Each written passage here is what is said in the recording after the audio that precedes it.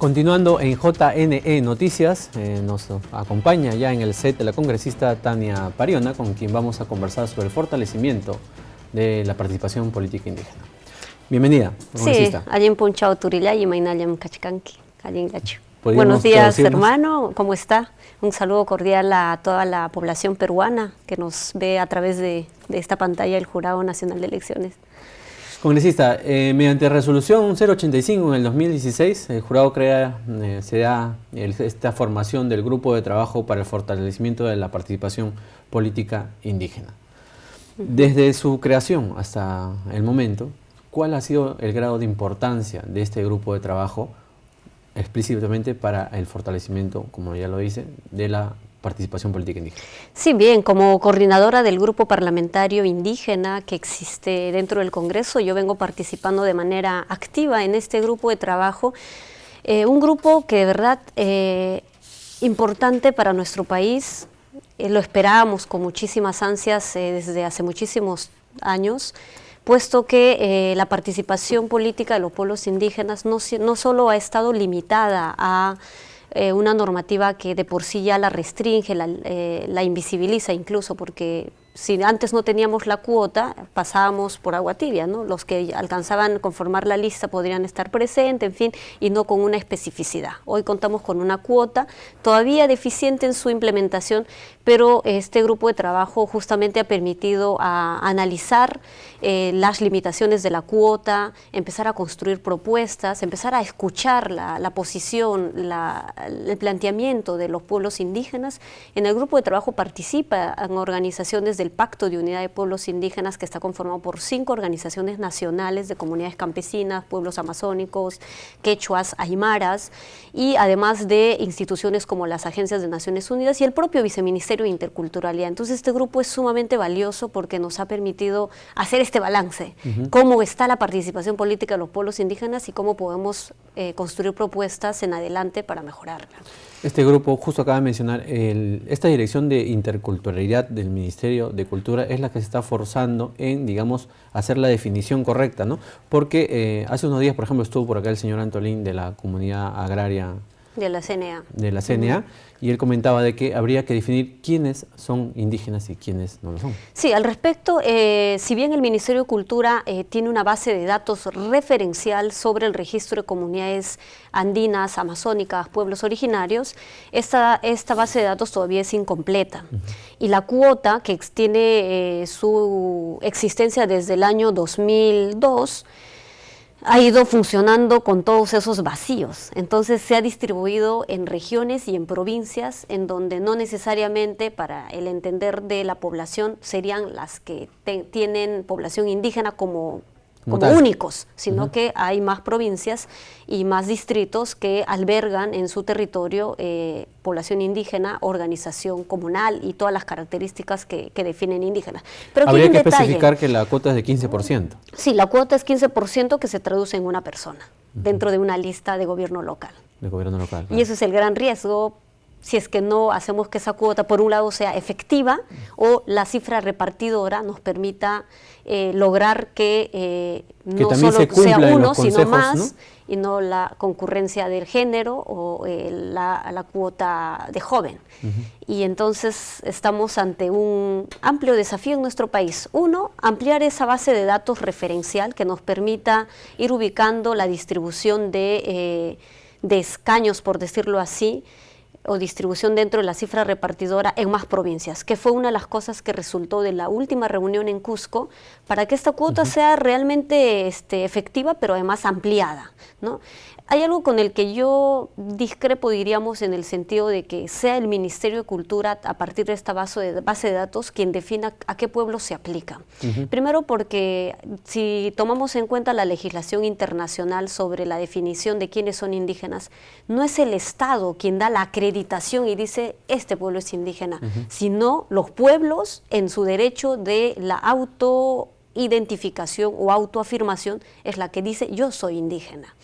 Claro, para términos procedimentales sí necesitamos saber dónde es ese pueblo, cómo se llama, si eso pero o no. Lo que habría que rescatar es que esta dirección pertenece al grupo de trabajo, entonces digamos que está totalmente conectado con los mismos pueblos originarios que participan de este grupo de trabajo. Sí, de hecho, dentro del Viceministerio de Interculturalidad, el equipo que forma parte de este grupo de trabajo es consciente de ello, y lo que se está planteando como una solución, diríamos, una alternativa, es que esta base de datos pueda ser la más amplia posible y que permita la participación política de pueblos y comunidades que hoy no están dentro de la base y que en adelante lo estén, ¿no? El Jurado Nacional de Elecciones programó la primera sesión descentralizada en la ciudad de Cusco. Ya habían ustedes reunido aquí en la ciudad de Lima viendo algunos temas, ahora se han trasladado hacia la ciudad imperial para poder ver estos temas. ¿Cuáles han sido las principales conclusiones que se pueden haber llegado en esta reunión? Bien, en Cusco ha sido sumamente importante porque, uno, hacerla descentralizada permite tener presencia y participación más allá de solo los representantes de las organizaciones nacionales. Hemos podido tener presencia a líderes indígenas de la zona de Apurímac, de Abancay, de mismo Cusco, Puno, ¿no? Miembros de las organizaciones de base de estas organizaciones nacionales, y eso es sumamente importante mencionarlo porque a veces creemos que los que elaboran la propuesta son unos cuantos y luego las bases no están al tanto, y en este caso ha permitido que la gente y los liderazgos de base conozcan de este proceso y también se vean involucrados en lo que significa ampliar esta posibilidad de participación política y de preparar también nuevos cuadros, ¿no? Una reflexión que surgía dentro del grupo, y es que tenemos dos desafíos.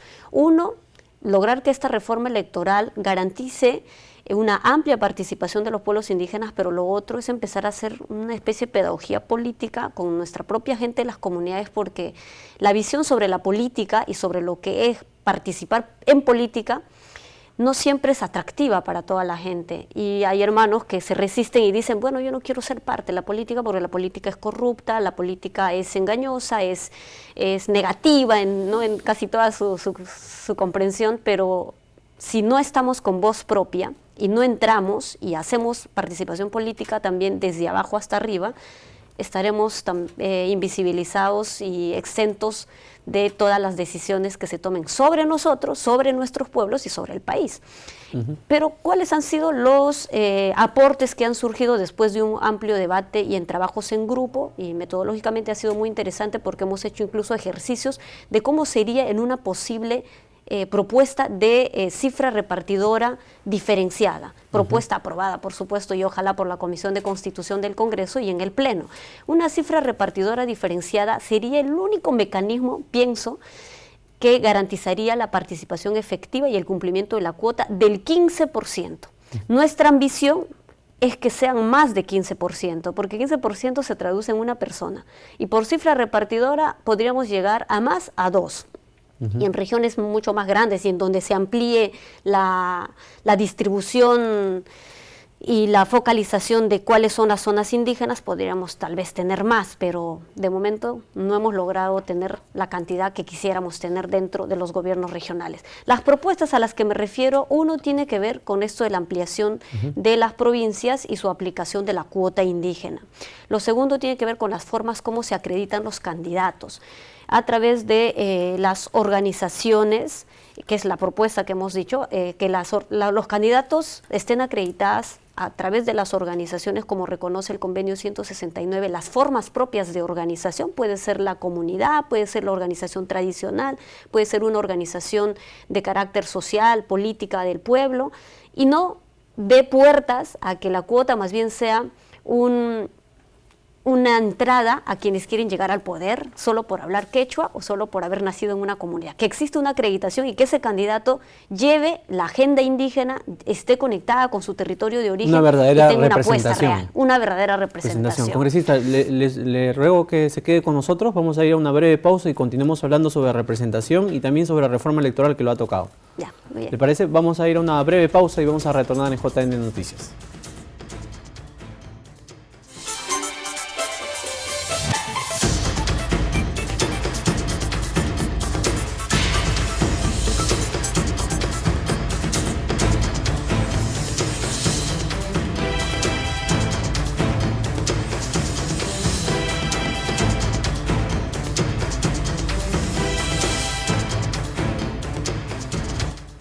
Continuamos en JNE Noticias, nos sigue acompañando acá la congresista Tania Pariona, con quien estamos conversando sobre participación política indígena.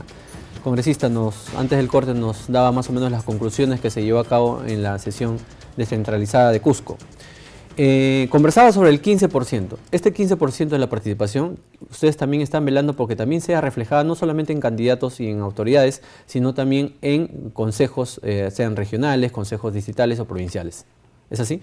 Así es, la cuota del 15% de momento tiene cobertura para gobiernos locales, pero que en efecto su aplicación ha sido mucho más eficaz, diríamos, para el caso de elecciones de gobiernos provinciales, ¿no? Y más no para gobierno regional. Y la propuesta que se ha construido en el Cusco es justamente para hacer que esta cuota del 15% sea efectiva en las elecciones de gobernador regional, vicegobernador y consejeros. Como son con planchas, ¿no? Son listas, planteamos de que una cifra repartidora diferenciada pudiera lograr que esto sea efectiva, no solo en la inclusión de las listas al momento de conformar una lista para las elecciones, sino para la elección tal cual. Porque, ¿qué pasa? Cuando se va a conformar una lista de candidatos, consideran el 15% y pueden colocar a una hermana o un hermano indígena, por lo general son hombres, y solo por cumplir, pero ya le ponen en la última fila como para asegurarte que no vaya a entrar, y no va a entrar si es que no se aplica una cifra repartidora diferenciada. En Cusco lo que se ha trabajado, en conclusión, es una propuesta de cifra repartidora diferenciada para que la cuota sea efectiva en términos de la aplicación, no solo en lista, sino en la elección tal cual. Tengo entendido que en la reunión también en Cusco conversaron sobre la homogeneización de las comunidades nativas. ¿A qué se refieren con este término? Sí, más que homogenización, lo que se ha planteado es que se use la terminología adecuada en todos los textos y párrafos que vamos a tener como propuesta. En algunos titulados se decía de la cuota nativa, y para la comprensión en la parte andina nativos serían solo los amazónicos. Algunos decían, bueno, pongámosle la cuota indígena porque somos pueblos indígenas, ya sean campesinos o nativos. Entonces, para no generar confusión, que podamos tener un lenguaje común, homogéneo en toda la redacción posible de la propuesta. Eso creo que ha sido un avance también en términos de que hace tiempo y siempre surge el debate de quién es indígena y quién es no. Pero ya hemos hablado y conversado hace rato que el criterio de autodefinición, autoidentificación, más la base de datos que tiene que construir el viceministerio, creo que va a ayudar a que esta cuota se aplique.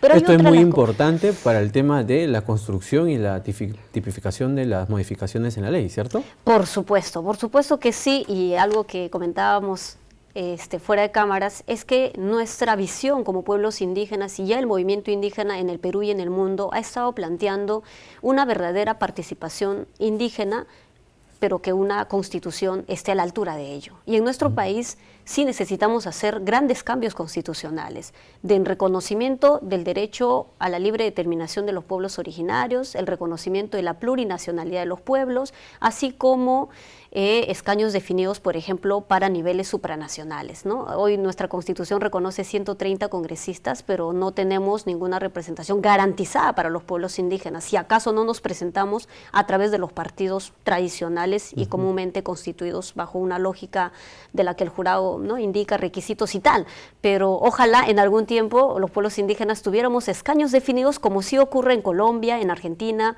en Ecuador, en Bolivia, ¿no?, para también estar dentro de un espacio que define el destino de nuestro país. Somos 55 pueblos indígenas con 47 lenguas originarias. De acuerdo a nuestra contabilidad como movimiento indígena, creemos que somos alrededor de 10 millones de población en nuestro país y no somos minoría. O sea, es algo que hay que aclarar porque siempre nos dicen pueblos minoritarios y no somos minoría, somos, yo considero, más bien mayoría. De su trabajo de campo en representación partidaria que usted tiene, ¿considera de que el trato directo que usted tiene con las comunidades nativas se sienten representadas en el Congreso?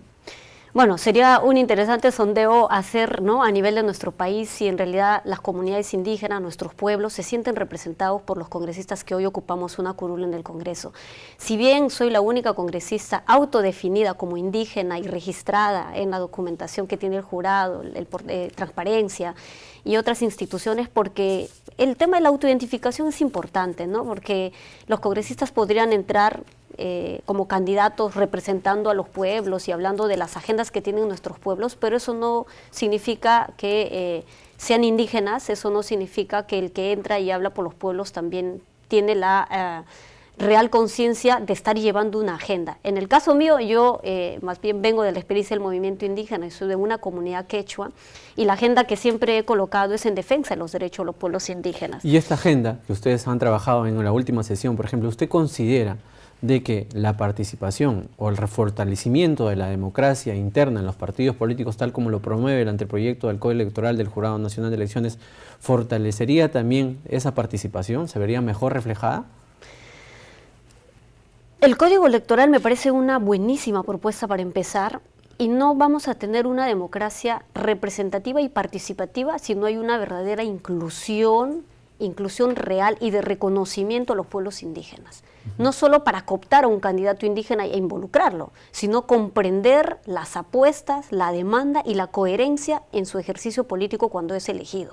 O sea, no es que voy a las comunidades y por ahí invito a un candidato que es amazónico y quechua y lo incorporo en mi partido y lo lanzo como candidato, cuando en su práctica va a ir a contradecir las propuestas de los pueblos, ¿no? Entonces creo que sí necesitamos comprender. ¿Consideraría importante la participación del sistema electoral, en este caso jurado, OMPI, RENIEC, en la vida partidaria en el sentido de la democracia interna de los partidos?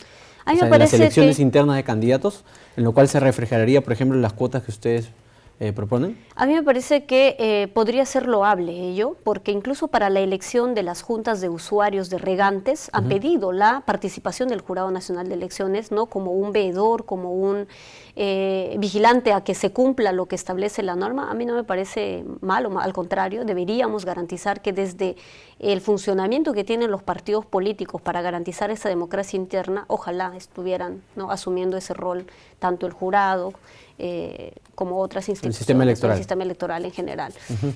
Congresista, muy amable por su participación el día de hoy. Esperamos volver a contar con usted para tocar este tema tan amplio que en realidad nos compete, ¿no? Sí, yo termino diciendo que cuando planteamos la participación política de los pueblos indígenas, sí tenemos que garantizar también que esto incluya la paridad e igualdad, no más 30%, 50% y alternancia de género, y también normar cómo el acoso político se da de manera diferenciada en los pueblos indígenas, que es una de las propuestas que ya hemos presentado en el Congreso. Muchas gracias, congresista. Vamos a ir a una pausa y retornamos con JN Noticias.